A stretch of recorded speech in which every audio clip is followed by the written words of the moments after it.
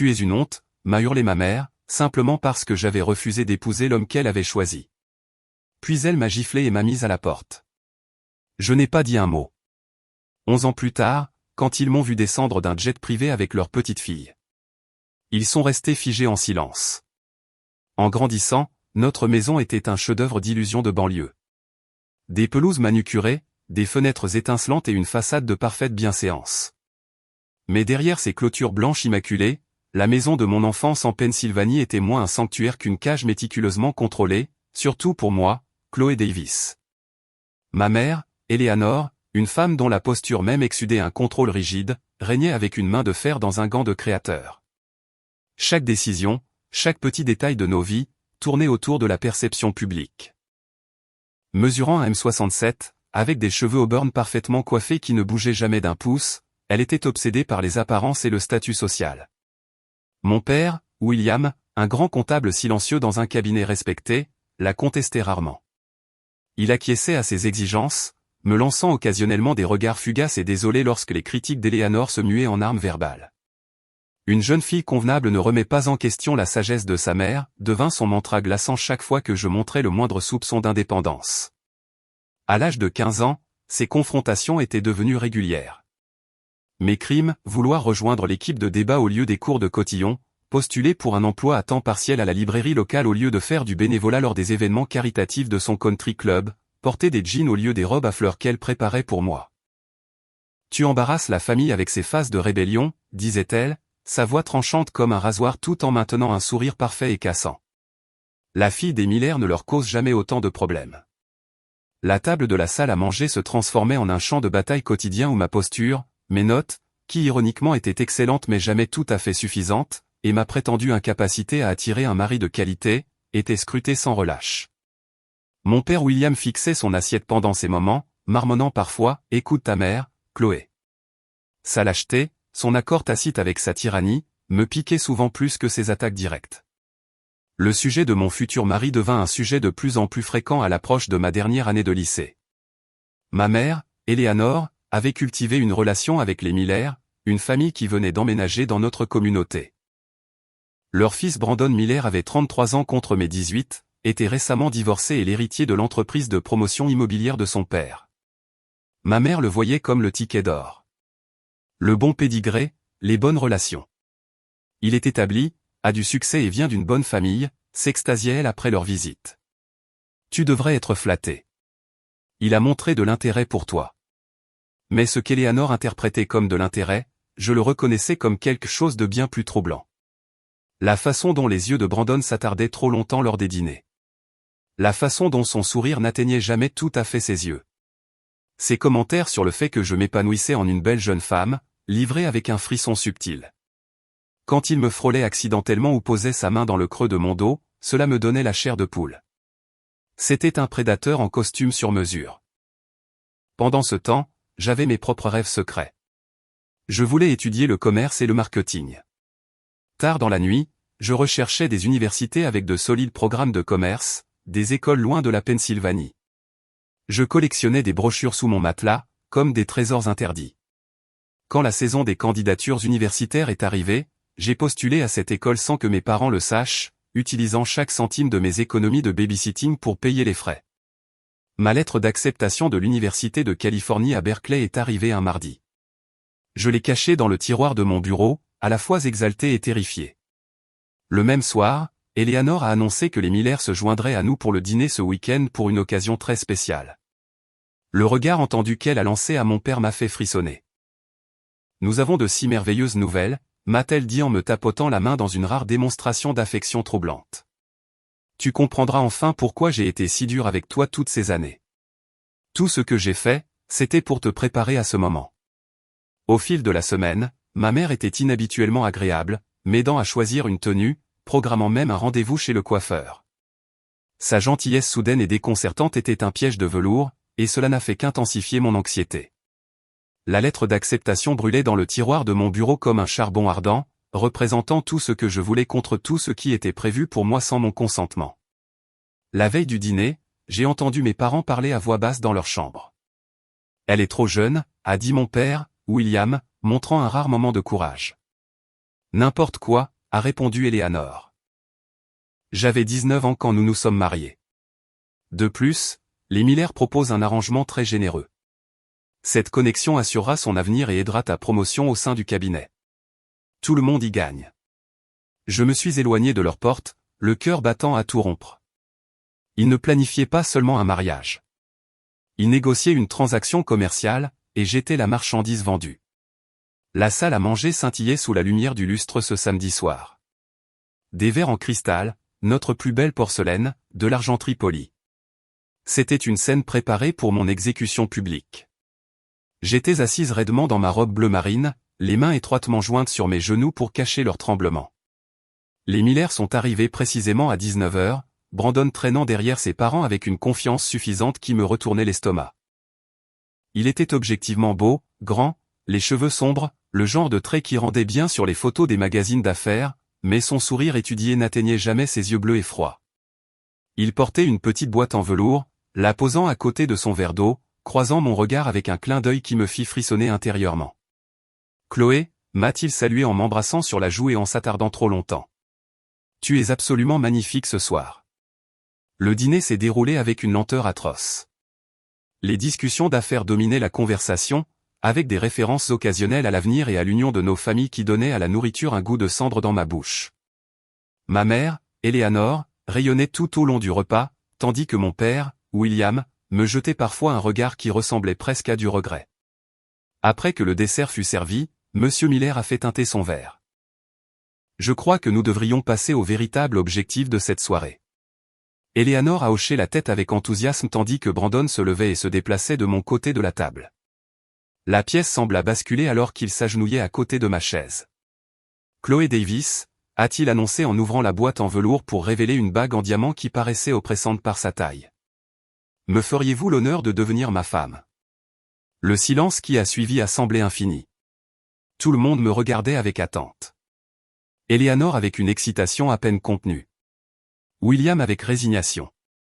Les Miller avec des sourires confiants et satisfaits. L'expression de Brandon n'était pas celle de l'amour ou même de l'affection, mais celle de quelqu'un qui concluait une affaire fructueuse. J'ai besoin d'air, ai-je réussi à dire en me levant de ma chaise. Excusez-moi un instant. J'ai fui vers le porche arrière, avalant l'air frais du soir, essayant d'échapper à la clarté soudaine et écrasante. Des bruits de pas ont suivi et je me suis retourné pour trouver Brandon là, son expression maintenant irritée. Ce n'était pas la réponse que j'attendais, a-t-il dit en croisant les bras. Je suis désolé, mais tout cela est très soudain, ai-je répondu, essayant de garder ma voix stable. Nous nous connaissons à peine. Il a ri, un son sans chaleur. Ne sois pas naïve, Chloé. Cet arrangement est en préparation depuis des mois. Ta mère m'a assuré que tu étais d'accord. Arrangement. Le mot flottait entre nous comme une gifle. Oui, arrangement.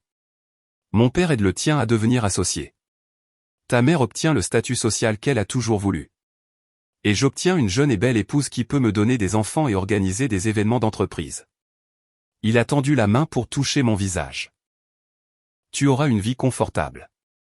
Beaucoup de femmes seraient reconnaissantes d'une telle opportunité. J'ai reculé devant son contact.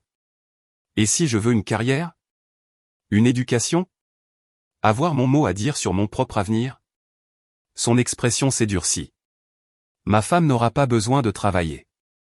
Quant à l'éducation, quelques cours de cuisine pourraient être bénéfiques, mais sinon inutiles. Et ton avenir? A-t-il dit en désignant la boîte de la bague. Je suis ton avenir.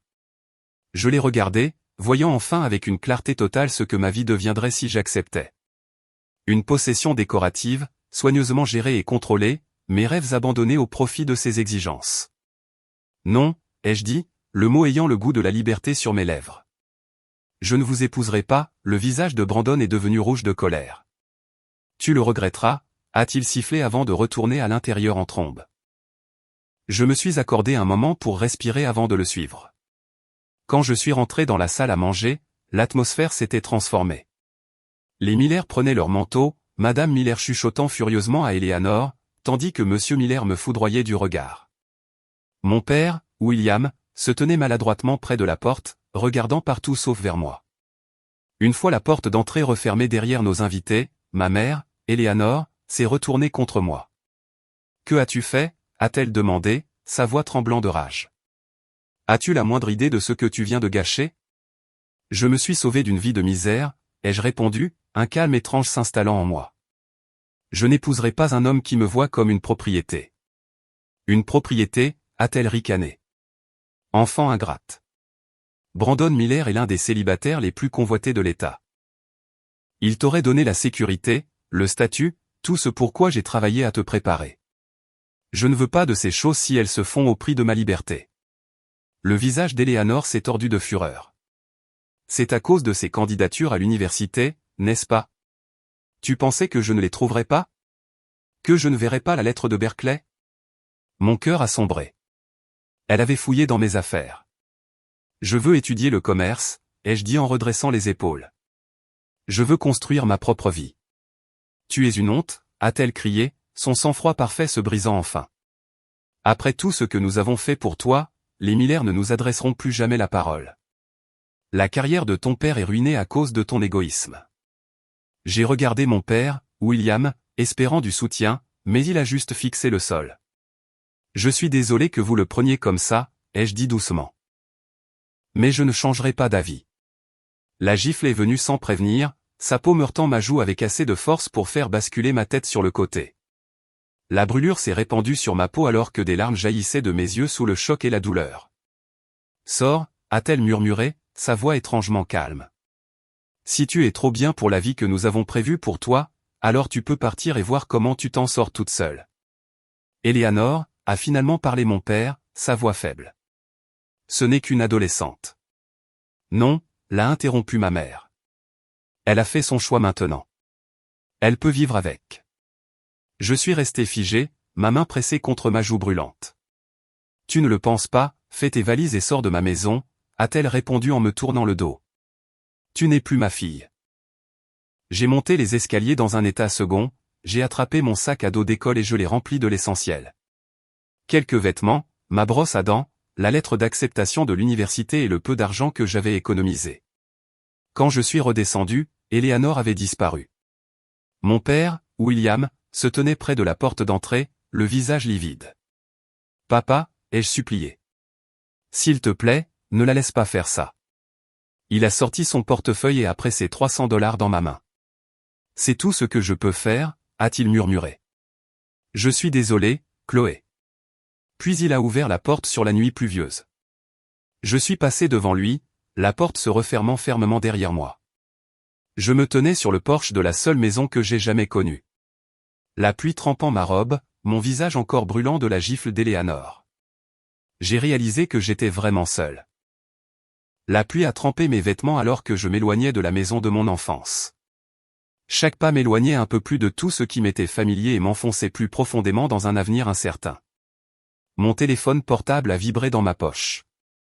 Eleanor n'avait pas pensé à me le prendre. Avec des doigts tremblants, j'ai appelé la seule personne à qui je pouvais penser. Paige, c'est Chloé. J'ai besoin d'aide. Paige Thompson était ma meilleure amie depuis la 5e. Contrairement à mes autres amis, dont les parents fréquentaient les mêmes cercles sociaux que les miens, Paige venait d'une famille ouvrière. Eleanor l'avait toujours qualifié de « mon projet de charité », un commentaire qui me mettait toujours en fureur. En moins de 30 minutes, la vieille Honda de Paige s'est garée le long du trottoir où j'attendais, à l'abri sous un abribus. Qu'est-ce qui s'est passé, a-t-elle demandé alors que je montais sur le siège passager, mon sac à dos et mes vêtements trempés dégoulinant sur ces tapis de sol. À travers les larmes, j'ai tout expliqué. Le mariage arrangé, mon refus, la réaction explosive d'Eleanor. Les parents de Paige, les Thompson, m'ont accueilli à bras ouverts, installant un lit de fortune sur le canapé de leur salon. Reste aussi longtemps que tu en as besoin, m'a dit Madame Thompson, ses yeux bienveillants si différents du regard froid de ma mère. 2 semaines se sont transformées en 1 mois. Je me suis inscrite au Community College, utilisant ma lettre d'acceptation de Berkeley comme preuve de l'obtention de mon diplôme de fin de lycée. Berkeley devrait attendre. Les frais de scolarité étaient impossibles à payer sans le soutien de mes parents. J'ai trouvé du travail dans un café local, puis j'ai ajouté des services le week-end dans une épicerie, et j'ai fait du babysitting le soir pour un voisin. Ma vie est devenue un cycle épuisant de travail, de courtes et de brèves périodes de sommeil. Mon premier appartement était un studio de la taille de mon ancienne chambre, avec du papier peint qui se décollait et des cafards qui se dispersaient quand j'allumais les lumières. Le matelas par terre, l'unique assiette et fourchette, la douche qui ne coulait que froide. C'était ma nouvelle réalité. Chaque nuit, je m'effondrais dans mon lit, mon corps endolori d'être resté debout toute la journée, mon esprit tourbillonnant avec les dates limites des devoirs et les factures à payer. La lettre de refus de bourse est arrivée un mardi, 3 mois après mon départ. J'avais mis tellement d'espoir dans cette possibilité, une bourse complète qui me permettrait d'intégrer une université de 4 ans. La mince enveloppe contenait une seule feuille. Nous avons le regret de vous informer qu'en raison du grand nombre de candidats qualifiés. Cette nuit-là, j'ai été sur le point de craquer. Assise sur mon matelas, fixant mon téléphone prépayé, j'ai envisagé d'appeler chez moi. Peut-être que si je m'excusais, si j'acceptais leurs conditions, je pourrais échapper à cette pauvreté écrasante. Mon doigt a plané au-dessus du numéro que je connaissais encore par cœur. Au lieu de cela, j'ai appelé Paige, qui m'a fait redescendre de mon moment de faiblesse. « Tu es allé trop loin pour faire marche arrière maintenant », m'a-t-elle rappelé. « Souviens-toi pourquoi tu es parti. » Le lendemain matin, mes mains tremblant d'épuisement alors que je préparais des lattes au café, j'ai renversé la commande d'une cliente.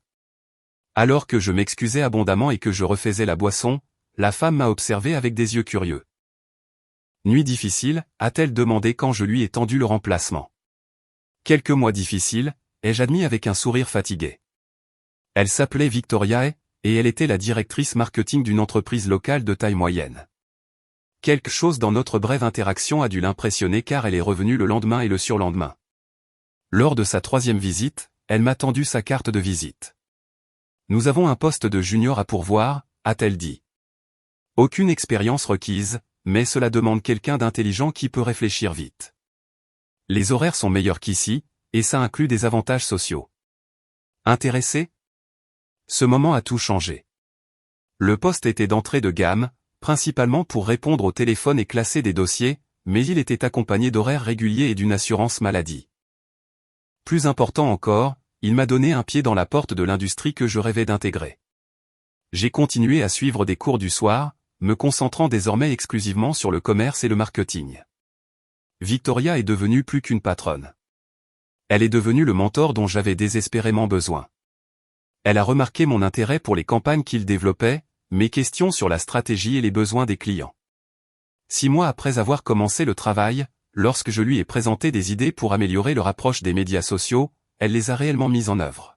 « Tu as de bons instincts, Chloé », m'a-t-elle dit après que la campagne ait montré des résultats positifs. Continue de les développer. Ma première promotion est arrivée après être resté tard pendant une semaine entière pour aider à sauver un projet pour un client majeur. La petite augmentation signifiait que je pouvais quitter mon travail à l'épicerie et me concentrer davantage sur mes études. La 2e promotion, 18 mois plus tard, m'a permis de déménager dans un appartement légèrement meilleur, un sans cafard et avec de l'eau chaude fiable. Il y avait encore des moments de doute écrasants. Quand un tuyau a éclaté dans mon appartement, ruinant mes manuels. Quand je suis tombé malade mais que je ne pouvais pas me permettre de manquer le travail. Quand je voyais des photos sur les réseaux sociaux de mes amis du lycée diplômés d'universités prestigieuses alors que je reconstituais encore mon éducation, un cours de community college à la fois. Mais à chaque défi que je surmontais, ma confiance grandissait. L'adolescente effrayée de 18 ans qui s'était tenue sous la pluie cette nuit-là se transformait en quelqu'un de plus fort. Quelqu'un qui résolvait ses propres problèmes et traçait sa propre voie. Le souvenir de la gifle d'Eleanor et du silence de William faisait encore mal. Mais il n'avait plus le pouvoir de me briser. 3 ans après avoir été mise à la porte, j'ai obtenu mon diplôme d'associé. Victoria m'a emmené dîner pour fêter ça, commandant du champagne malgré mes protestations que je ne pouvais pas me permettre de partager une facture aussi chère. C'est ma tournée, a-t-elle insisté. De plus, j'ai une arrière-pensée. Elle a ensuite exposé un nouveau poste qu'elle avait créé spécifiquement pour moi, un rôle qui me donnerait plus de responsabilités et de contributions créatives dans leur campagne. Le salaire qu'elle a mentionné m'a fait m'étouffer avec mon champagne. Tu l'as mérité, a-t-elle dit en faisant glisser la lettre d'offre officielle sur la table. Et j'ai le sentiment que ce n'est que le début pour toi, Chloé Davis. Cette nuit-là, en regardant la lettre d'offre sur ma petite table de cuisine, je me suis permis de croire vraiment pour la première fois que je ne faisais plus que survivre. Je construisais quelque chose. Le chemin à parcourir comportait encore des défis. Mais pour la première fois depuis cette nuit pluvieuse, l'avenir semblait brillant de possibilités plutôt que redoutable d'obstacles. Et j'avais fait tout cela sans ramper pour demander pardon pour le crime de vouloir contrôler mon propre destin. Des années et d'innombrables nuits blanches après avoir été mise à la porte, je me tenais dans un auditorium vêtu d'une toge et d'une coiffe, attendant de recevoir mon baccalauréat en administration des affaires. J'avais terminé mon diplôme de 4 ans tout en travaillant à plein temps, en transférant mes crédits du community college et en suivant des cours du soir et du week-end. Le parcours avait été plus long que celui des étudiants traditionnels, mais je l'avais fait sans dette et avec une expérience du monde réel déjà sur mon CV. Dans le public, Victoria applaudissait bruyamment alors que je traversais la scène. Les sièges de mes parents restaient vides. Je ne les avais pas invités. Certaines blessures étaient encore trop vives, trop profondes pour être comblées. 2 semaines après la remise des diplômes, Victoria m'a appelé dans son bureau et a fermé la porte, son expression indéchiffrable. Je t'ai observé évoluer pendant des années maintenant, a-t-elle commencé. Et je suis arrivé à une conclusion difficile. Mon estomac s'est noué, m'attendant au pire. Tu es devenue trop grande pour nous, a-t-elle poursuivi. Tes idées sont plus grandes que ce que nous pouvons mettre en œuvre ici. Tu dois créer ta propre entreprise.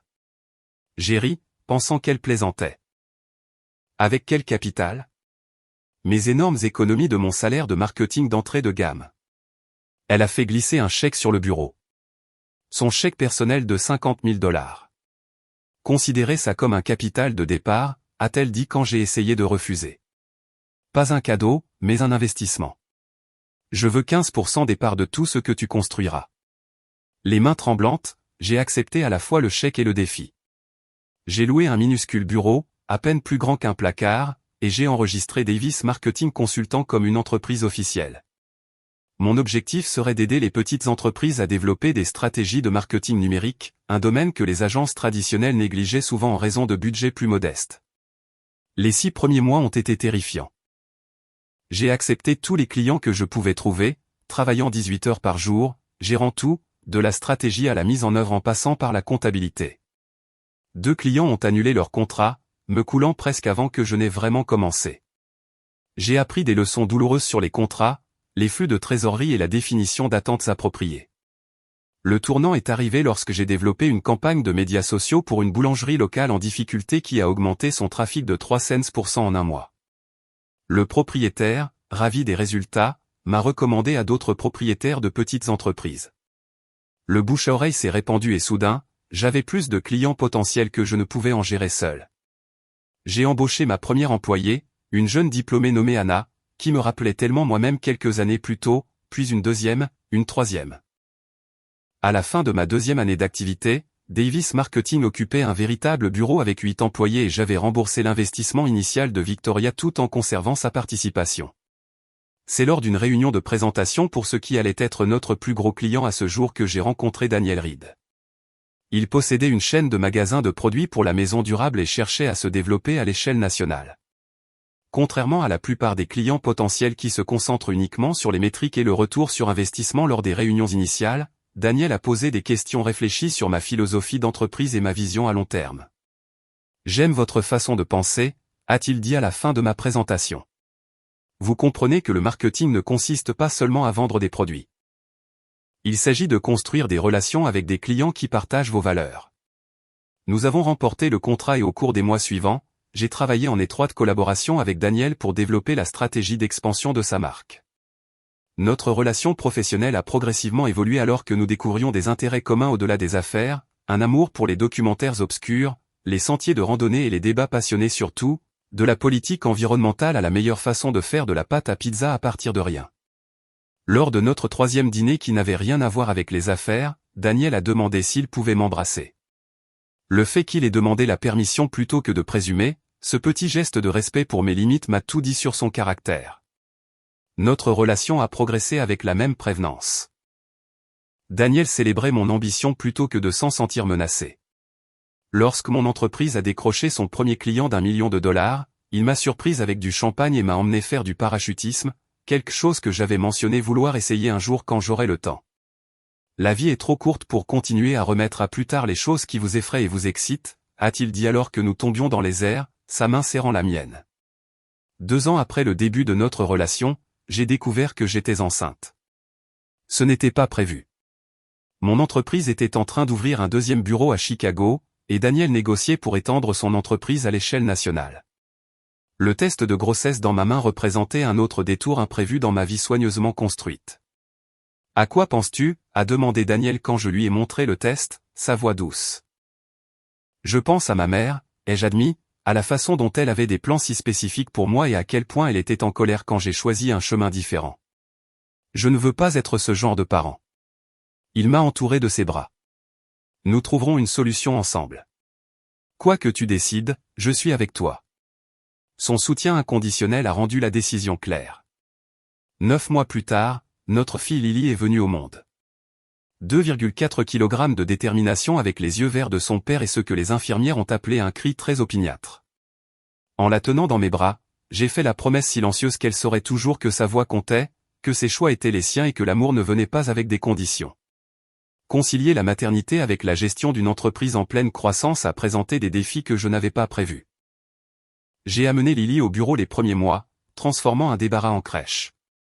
Mes employés, qui étaient maintenant 25 dans 2 bureaux, se sont adaptés aux réunions de stratégie parfois interrompues par les pleurs d'un bébé. Daniel a adopté des horaires plus flexibles avec son entreprise pour partager les responsabilités parentales de manière égale. Quand Lily avait 2 ans, Daniel m'a demandé en mariage un mardi soir normal à la maison, après que nous l'ayons mise au lit et que nous faisions la vaisselle côte à côte. « Je n'ai pas besoin d'un grand mariage ou d'une bague en diamant », a-t-il dit en présentant une simple alliance. « Je veux juste que nous soyons une famille officiellement. » Nous nous sommes mariés lors d'une petite cérémonie avec seulement nos amis les plus proches. Victoria était madame d'honneur. Paige a pris l'avion de Seattle où elle travaillait maintenant comme infirmière. Lily a descendu l'allée en laissant tomber des pétales de fleurs, s'arrêtant parfois pour les manger. Debout à côté de Daniel alors que nous échangions nos vœux, j'ai réfléchi à quel point ce mariage était différent de celui qu'Eleanor avait essayé de me forcer à accepter. Cette union était basée sur le respect mutuel, des valeurs partagées et un amour sincère. Tout ce qui manquait à l'arrangement avec Brandon. Au 5e anniversaire de Lily, Davis Marketing était passé à 3 bureaux à l'échelle nationale avec plus de 70 employés.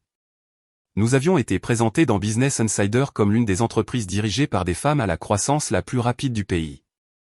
L'achat du jet de l'entreprise, un petit Cessna Citation, était une décision commerciale qui avait un sens pratique étant donné la fréquence de mes déplacements entre les bureaux. Mais cela représentait aussi une étape que je n'aurais jamais pu imaginer lorsque je me tenais sous la pluie avec seulement un sac à dos de biens. À travers toute cette croissance et ce changement, j'avais maintenu mon vœu de non-contact avec mes parents. J'entendais parfois des nouvelles par le biais de connaissances communes. Mon père, William, était devenu associé dans son cabinet. Ma mère, Eleanor, était toujours active dans les mêmes cercles sociaux.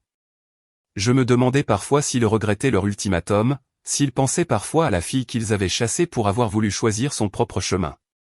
J'avais presque réussi à me convaincre que ce chapitre de ma vie était définitivement clos lorsqu'une cousine éloignée m'a contacté par email pour m'informer que mon père avait subi une opération cardiaque d'urgence. Le message était bref, sans demande de réponse ou de visite. Juste une information transmise parce qu'elle pensait que je devais savoir. Cette nuit-là, après avoir mis Lily au lit, je me suis assise sur notre patio en regardant les étoiles. « À quoi penses-tu » a demandé Daniel en me rejoignant avec 2 verres de vin. « Mon père aurait pu mourir » ai-je dit doucement. « Et je ne l'aurais su qu'après coup. »« Est-ce que ça te dérange » a-t-il demandé. J'ai réfléchi attentivement à la question. Oui.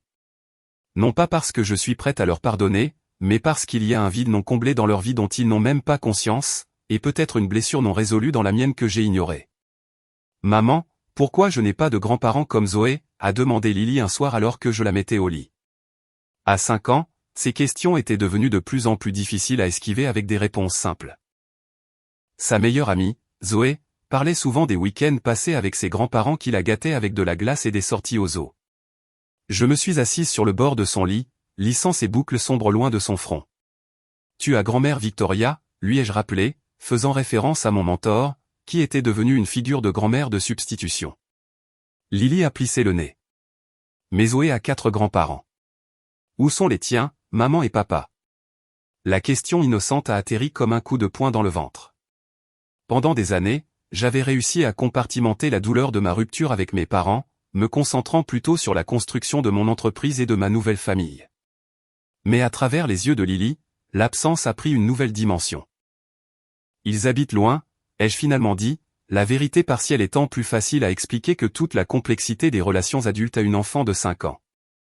On peut leur rendre visite un jour? Ses grands yeux verts, si semblables à ceux de Daniel, m'ont regardé avec une simple curiosité. Peut-être un jour, ma chérie. C'est l'heure de dormir maintenant. Alors que je fermais la porte de sa chambre, Daniel attendait dans le couloir, ayant entendu la conversation. Tu savais que ce jour viendrait, a-t-il dit doucement alors que nous nous dirigions vers le salon. Je pensais que j'aurais de meilleures réponses préparées. Je me suis affalé sur le canapé, soudainement épuisé. Comment puis-je lui expliquer que ses grands-parents m'ont mise à la porte parce que je ne voulais pas épouser un homme qu'ils avaient choisi? Qu'ils n'ont même jamais essayé de me contacter pendant toutes ces années. Daniel s'est assis à côté de moi, me prenant la main. Peut-être que tu n'as pas à l'expliquer pour l'instant, mais peut-être qu'il est temps de te demander si cette séparation complète est toujours ce que tu veux. J'avais été si certaine de ma décision de garder mes parents hors de ma vie. La blessure qu'ils avaient causée était profonde, la trahison fondamentale, mais la question de Lily avait entrouvert une porte que j'avais gardée fermement fermée. Le lendemain matin, j'ai reçu un email de cette cousine éloignée. Je ne sais pas si tu suis les nouvelles de la famille, écrivait-elle, mais je pensais que tu devrais savoir que ton père a subi un pontage d'urgence la semaine dernière. Il se remet, mais c'était sérieux. Je voulais juste que tu le saches. J'ai fixé l'écran, un mélange complexe d'émotions m'envahissant. Le père, qui était resté silencieux pendant que ma mère me mettait à la porte, avait failli mourir, et je ne l'aurais pas su sans cet email désinvolte. Malgré tout, la nouvelle m'a affecté plus profondément que je ne l'aurais cru. Plus tard cette semaine-là, lors d'une réunion de planification stratégique pour l'expansion de Davis Marketing, notre responsable des opérations a présenté plusieurs emplacements potentiels pour notre prochain bureau. Les analyses suggèrent soit Denver, soit un retour à vos racines en Pennsylvanie, a-t-elle conclu. L'emplacement en Pennsylvanie affiche en fait des chiffres légèrement meilleurs en raison de coûts d'exploitation plus bas et d'un marché inexploité pour nos services. La synchronicité semblait trop significative pour être ignorée. Notre entreprise était prête à se développer. Lily posait des questions sur ses grands-parents et maintenant la nouvelle de la crise de santé de mon père. Tout pointait vers un retour à l'endroit que j'avais fui 11 ans auparavant. Ce soir-là, j'ai fait des recherches sur mes parents en ligne, quelque chose que j'avais délibérément évité de faire pendant des années. Le cabinet comptable de mon père avait une photo professionnelle de lui sur leur site web. Il avait l'air plus âgé, plus grisonnant, avec des rides profondes autour des yeux que je ne me souvenais pas. Ma mère apparaissait dans les nouvelles locales couvrant des événements caritatifs, toujours impeccablement vêtue, toujours l'image de la bienséance sociale. Leur maison, la maison de mon enfance, était la même, du moins d'après l'image de Google Street View que j'ai trouvée. Plus surprenant fut ce que j'ai découvert sur Brandon Miller, l'homme que j'étais censé épouser. Un article de presse locale d'il y a 5 ans détaillait son arrestation pour violence domestique contre sa femme. Les charges avaient ensuite été réduites dans le cadre d'un accord de plaidoyer, mais l'incident lui avait apparemment coûté son poste dans l'entreprise de son père. J'ai ressenti un frisson en lisant l'article, pensant à quel point j'étais passé près de ce destin. J'ai pris une décision, ai-je dit à Daniel ce soir-là. Nous allons ouvrir le bureau de Pennsylvanie, et je vais superviser le lancement personnellement. Je pense qu'il est temps que Lily rencontre ses grands-parents. Daniel a étudié mon visage. Es-tu sûre d'être prête pour ça? Non, ai-je admis, mais je ne le fais pas pour moi. Je le fais pour Lily et peut-être un peu pour la jeune fille de 18 ans qui méritait mieux que ce qu'elle a eu. Au cours du mois suivant, nous nous sommes préparés pour le voyage. Je n'ai délibérément pas annoncé notre arrivée à mes parents. Je voulais l'élément de surprise, j'avais besoin de voir leur réaction authentique quand j'apparaîtrais sur leur seuil après 11 ans. C'était peut-être mesquin, mais je voulais aussi qu'ils voient ce que j'avais accompli sans leur soutien ni leur approbation. Je me suis surprise à vérifier obsessionnellement les détails, l'itinéraire, les tenues de Lily, les réservations d'hôtels, les réunions prévues avec les contacts d'affaires locaux. Daniel a gentiment souligné que mon perfectionnisme atteignait de nouveaux sommets. Tu sais, tu n'as pas à les impressionner, n'est-ce pas, a-t-il dit en me regardant essayer le 5e tailleur pour notre arrivée. Tu as construit une vie incroyable. S'ils ne peuvent pas le voir, c'est leur perte. La veille de notre départ, j'ai mis Lily au lit et j'ai essayé de la préparer à la rencontre. Tu te souviens de ces grands-parents dont tu as parlé? Nous allons leur rendre visite demain. Ses yeux se sont agrandis d'excitation. Vraiment? Est-ce qu'ils auront des biscuits comme grand-mère Victoria? J'ai souri à ses attentes simples. Je ne sais pas, ma chérie. Je ne les ai pas vus depuis très longtemps. Pourquoi pas? Sa franchise, comme toujours, va droit au cœur du sujet. Parfois, les adultes ne sont pas d'accord sur des choses importantes, et ils ont besoin de temps pour réfléchir. Elle a réfléchi à cela avec le sérieux que seul une enfant de 5 ans peut avoir. As-tu peur de les voir, maman? Sa perception m'a surprise. Un petit peu, ai-je admis. Elle a hoché la tête sagement. C'est pas grave, maman. Je te tiendrai la main quand j'ai peur. Le lendemain matin, nous sommes montés à bord du jet de l'entreprise, un petit Cessna Citation qui servait à la fois d'outil de travail pratique et de symbole le plus visible du chemin que j'avais parcouru. Lily était folle de joie de voler dans notre propre avion tandis que j'essayais de calmer le flottement nerveux dans mon estomac. Alors que nous approchions du petit aéroport régional le plus proche de ma ville natale, j'ai regardé par la fenêtre le paysage familier. Les collines ondulantes, le patchwork de fermes et de banlieues, la rivière qui serpentait à travers tout cela. Tout semblait exactement pareil. Pourtant, je revenais en étant une personne complètement différente de celle qui était partie. Nous commençons notre descente, a annoncé le pilote par l'interphone. Bienvenue en Pennsylvanie, mademoiselle Davis. J'ai pris une profonde inspiration et j'ai serré la petite main de Lily dans la mienne. C'est parti, ai-je murmuré, autant pour moi que pour elle. La société de location de voitures avait une élégante Audi noire qui nous attendait au petit aéroport régional, bien loin du bus que j'avais pris la dernière fois que j'ai quitté cette ville. Lily rebondissait avec excitation dans son siège auto alors que nous traversions des rues familières qui semblaient à la fois inchangées et étrangement plus petites que dans mon souvenir. Daniel était assis à côté de moi, me serrant occasionnellement la main quand il sentait ma tension monter. « Es-tu sûr de ne pas vouloir que je vienne avec toi pour les rencontrer d'abord » a-t-il demandé alors que nous nous enregistrions à notre hôtel. J'ai secoué la tête. C'est quelque chose que je dois faire moi-même. De plus, Lily sera un tampon suffisant. Après nous être installés dans notre suite et avoir mis à Lily une jolie robe bleue assortie à ses yeux, je me suis tenu devant le miroir, ajustant ma propre apparence. La femme qui me regardait ressemblait peu à l'adolescente terrifiée qui avait fui cette ville 11 ans auparavant. Mes cheveux étaient coiffés en un carré confiant. Mon blazer et ma robe sur mesure criaient le succès, et les légères rides autour de mes yeux parlaient à la fois de rire et de détermination. « Prête, ma chérie ?» ai-je demandé à Lily, qui était déjà près de la porte, impatiente de rencontrer ses mystérieux grands-parents. Le trajet jusqu'à la maison de mon enfance a duré exactement 12 minutes, un voyage qui s'étendait sur toute une vie dans mon esprit. En arrivant devant la familière maison coloniale de 2 étages, j'ai remarqué des signes de négligence qui n'étaient pas visibles sur les photos en ligne. La pelouse autrefois impeccable était clairsemée, les boiseries blanches avaient besoin d'être repeintes, et les parterres de fleurs qu'Eleanor entretenait obsessionnellement semblaient clairsemés et envahis par les mauvaises herbes. « C'est ici que tu as grandi, maman ?» a demandé Lily, pressant son visage contre la vitre de la voiture. « Oui, de ma naissance jusqu'à mes 18 ans. »« C'est joli », a-t-elle déclaré avec l'acceptation facile de l'enfance. Nous sommes restés assis dans la voiture pendant plusieurs minutes pendant que je rassemblais mon courage. Finalement, prenant une profonde inspiration, j'ai aidé Lily à sortir et j'ai remonté le chemin familier jusqu'à la porte d'entrée. La sonnette de la porte était la même que je me souvenais. Une mélodie prétentieuse de Westminster qu'Eleanor avait fait installer spécialement pour impressionner les visiteurs.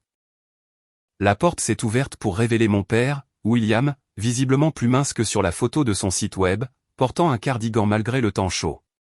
Ses yeux se sont agrandis de choc, sa bouche formant un parfait « O » de surprise. « Chloé » a-t-il murmuré comme s'il voyait un fantôme. « Bonjour, papa » ai-je répondu, ma voix plus stable que je ne le sentais. Son regard est tombé sur Lily, qui se cachait partiellement derrière mes jambes tout en regardant curieusement cet étranger. « Qui est à la porte ?» William a appelé la voix de ma mère de l'intérieur, suivie de son apparition dans le couloir. Elle s'est figée au milieu de son pas quand elle m'a vu, sa main volant à sa gorge. « Je pensais qu'il était temps de rendre visite, ai-je dit dans le silence, et que vous rencontriez votre petite fille. » Au mot « petite fille », les genoux d'Eleanor ont semblé légèrement fléchir.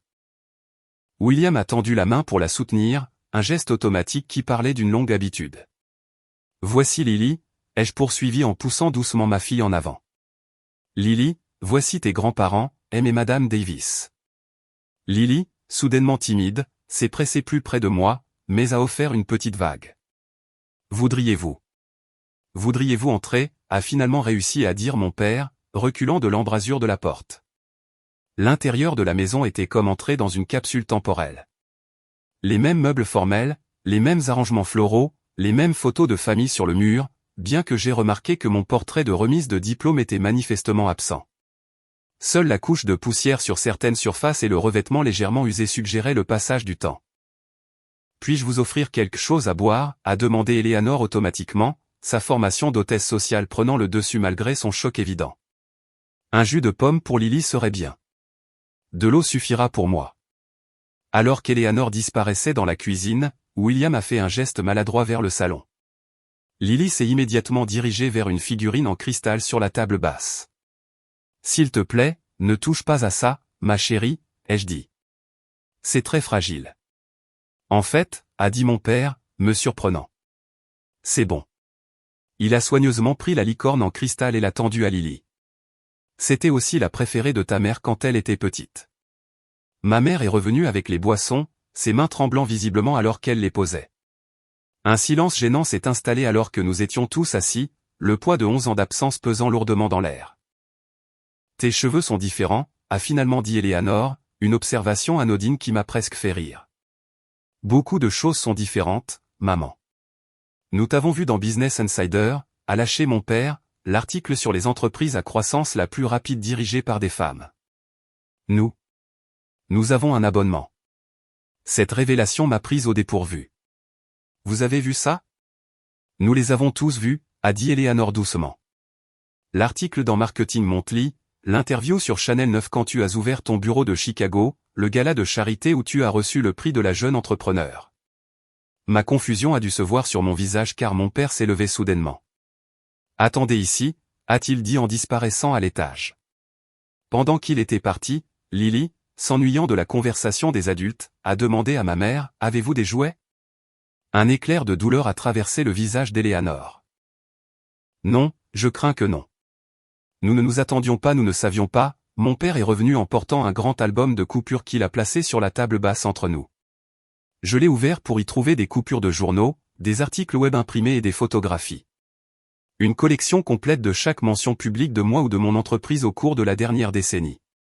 Ta chambre est exactement comme tu l'as laissée, a dit mon père alors que je tournais silencieusement les pages.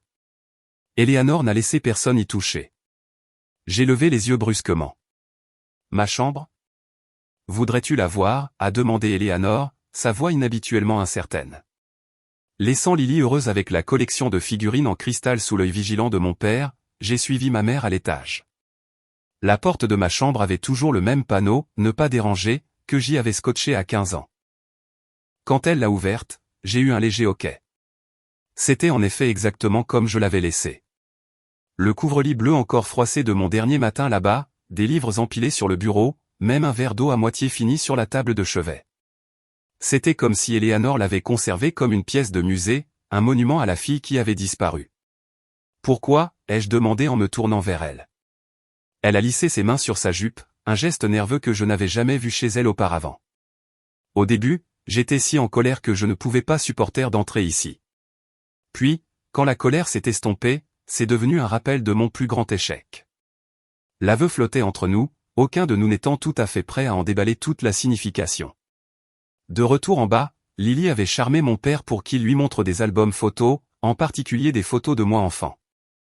Tu étais un peu comme moi, a-t-elle gloussé en montrant une photo de moi à 5 ans, couverte de boue après une averse. Ta mère a toujours été têtue, lui a dit mon père avec une chaleur inattendue. Elle savait ce qu'elle voulait, même à l'époque. Alors que Lily continuait à feuilleter l'album, j'ai saisi l'occasion de poser les questions qui me brûlaient les lèvres depuis 11 ans. Pourquoi n'avez-vous jamais essayé de me contacter? Pas une seule fois pendant tout ce temps. Mes parents ont échangé un regard. Nous ne pensions pas que tu voudrais avoir de nos nouvelles, a admis mon père. Après ce qui s'est passé, Eleanor était.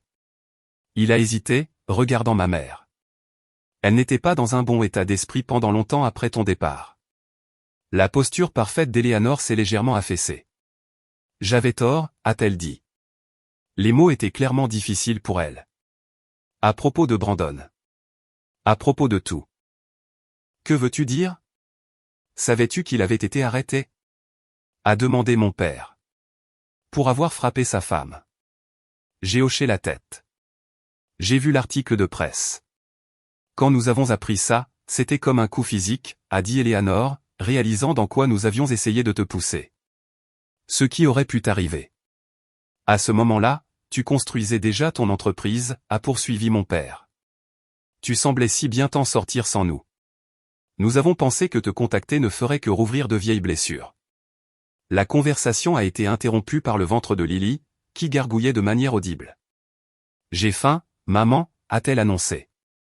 Nous pourrions commander quelque chose, a suggéré mon père avec empressement. Où il y a ce restaurant italien en ville que tu aimais bien.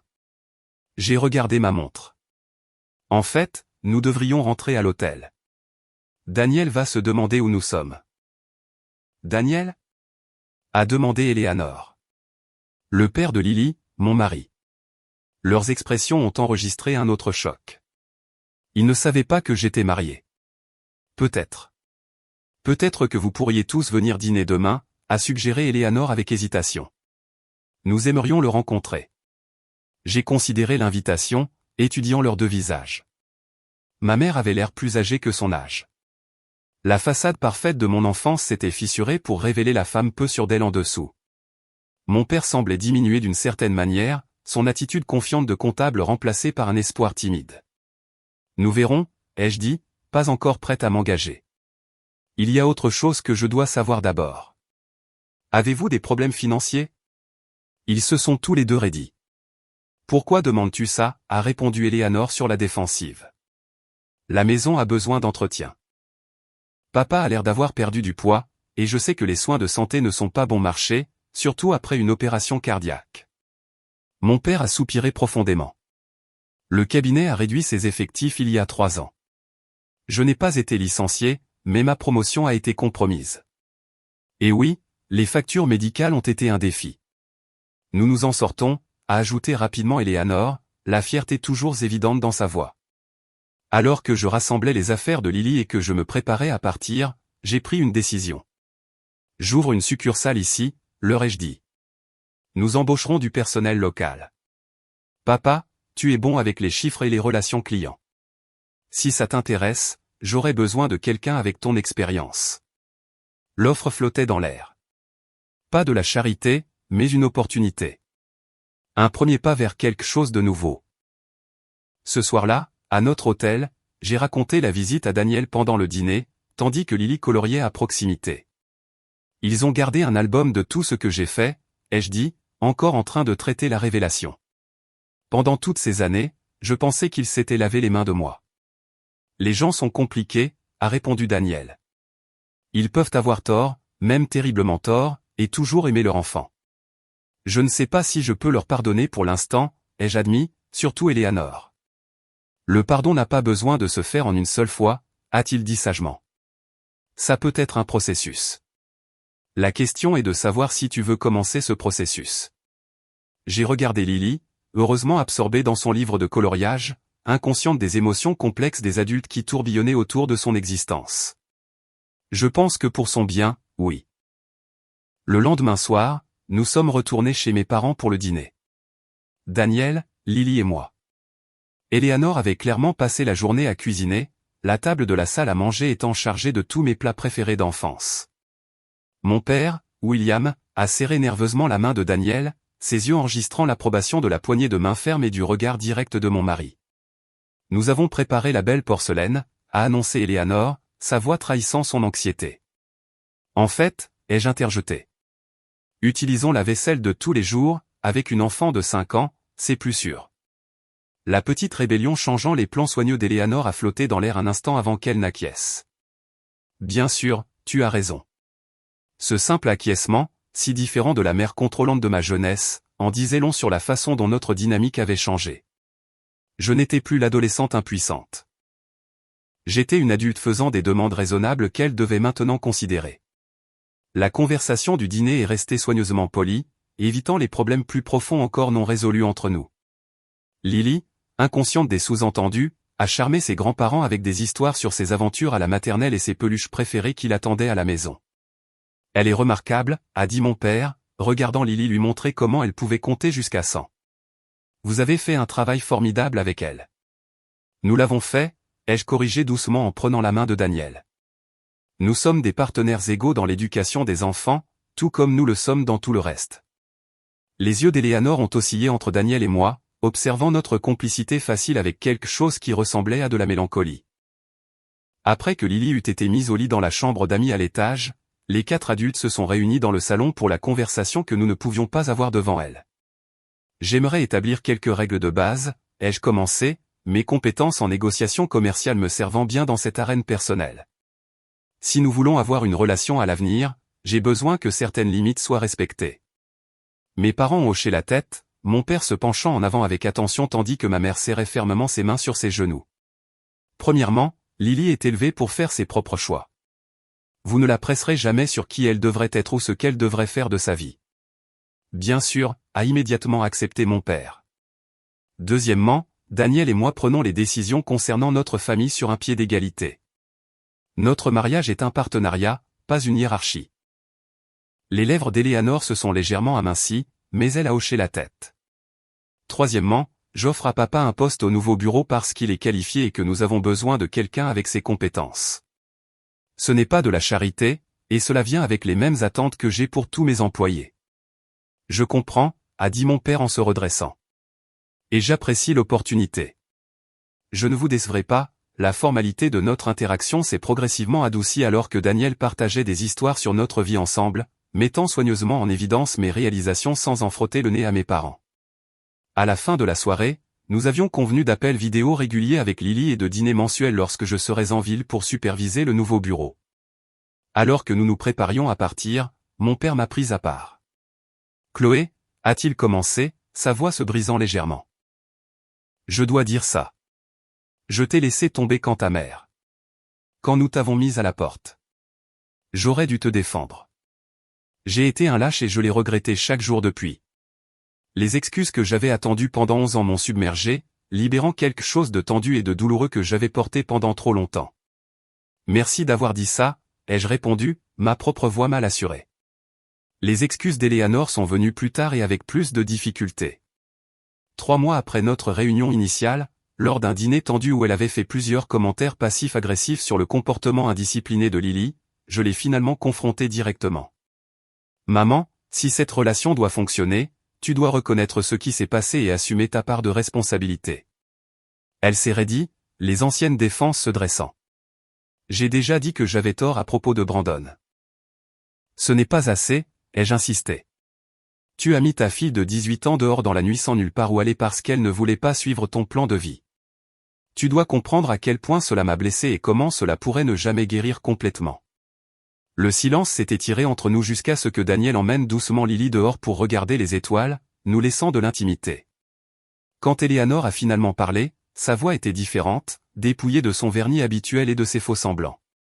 J'étais terrifié, a-t-elle admis. Je pensais te protéger des erreurs, d'avoir la vie difficile que j'ai eue avant d'épouser ton père. Je pensais savoir mieux que tout le monde. Elle a levé les yeux, les larmes aux yeux. J'avais tellement tort, Chloé.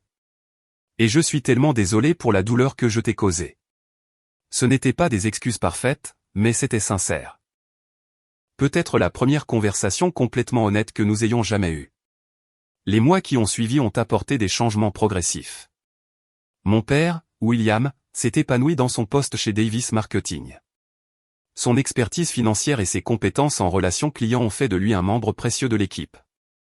Ma mère, Eleanor, s'est portée volontaire pour aider avec Lily quand nous étions en ville, apprenant lentement à respecter les limites parentales que Daniel et moi avions établies. J'ai suggéré qu'ils envisagent une thérapie familiale, et étonnamment, ils ont accepté. Les séances ont révélé des schémas générationnels dont je n'avais pas connaissance. L'éducation stricte d'Eleanor, l'enfance de William avec un parent alcoolique. Comprendre les racines de leur comportement ne l'excusait pas, mais aidait à expliquer les personnes endommagées derrière la façade polie qu'ils avaient présentée au monde. 1 an après notre réunion, nous nous sommes réunis pour le 6e anniversaire de Lily. Non pas chez mes parents, mais dans un parc local où Lily pouvait jouer librement sans se soucier de casser des objets précieux. En regardant ma fille montrer à mon père comment se balancer correctement sur les barres de singe, son pantalon de costume se salissant de poussière alors qu'il suivait maladroitement ses instructions, j'ai ressenti un contentement doux amer. Un sou pour tes pensées, a dit Daniel en me rejoignant sur le banc. Je pensais juste à la différence entre la famille dans laquelle j'ai grandi et celle que nous avons créée, ai-je répondu. Comment les cycles peuvent être brisés. Plus tard, alors que nous coupions le gâteau d'anniversaire, Eleanor a pris une photo de nous quatre, Daniel, Lily, moi et William. Laissez-moi en prendre une autre, a-t-elle insisté. Chloé, tu ne souriais pas correctement. J'ai senti la vieille tension monter à sa critique, mais ensuite elle m'a surprise en ajoutant, ou ne souris pas si tu ne veux pas. C'est ton choix. La photo sera belle de toute façon. C'était un petit moment, mais il représentait un changement massif dans notre relation. Sa reconnaissance de mon autonomie, même dans quelque chose d'aussi mineur que la façon dont je posais pour une photo. Ce soir-là, après que Lily se soit endormie dans la chambre d'hôtel, j'ai fait défiler les photos de la journée, m'arrêtant sur une qui nous capturait tous les 5 ensemble. Ce n'était pas un portrait de famille parfait. Lily était en plein rire. Mon père la regardait au lieu de l'appareil photo. Le sourire de ma mère semblait incertain, et Daniel et moi avions été surpris en train d'échanger un regard privé. Pourtant, dans son imperfection, c'était honnête d'une manière que les portraits soigneusement posés de mon enfance n'avaient jamais été. Mon voyage depuis cette nuit pluvieuse il y a 11 ans jusqu'à ce moment avait été rempli de luttes et de triomphes que ni mon moi de 18 ans ni ma mère contrôlante n'auraient pu imaginer. Les blessures du passé n'avaient pas complètement guéri. Peut-être qu'elles ne le feraient jamais, mais elles s'étaient transformées en quelque chose de différent. De la sagesse, de la force et la détermination de créer un meilleur schéma pour ma propre fille. La véritable réussite n'était pas le jet privé ou l'entreprise florissante. C'était la liberté pour laquelle je m'étais battu, le droit de tracer ma propre voie, de faire mes propres erreurs et de construire une vie basée sur le respect mutuel plutôt que sur le contrôle. C'était la connaissance que Lily grandirait en comprenant que sa voix comptait et que ses choix étaient les siens. Et cela valait toutes les difficultés que j'avais endurées en chemin. Qu'auriez-vous fait à ma place? Auriez-vous essayé de renouer avec une famille qui vous a blessé ou auriez-vous gardé ce chapitre de votre vie fermement clos? J'adorerais connaître vos pensées dans les commentaires ci-dessous. Si cette histoire vous a touché, veuillez aimer et vous abonner pour entendre d'autres parcours de résilience et de découverte de soi. Et si vous connaissez quelqu'un qui pourrait avoir besoin d'entendre que se défendre en vaut la peine, partagez cette vidéo avec eux. Merci d'avoir écouté mon histoire. Et n'oubliez pas, votre vie est à vous de la définir, à personne d'autre.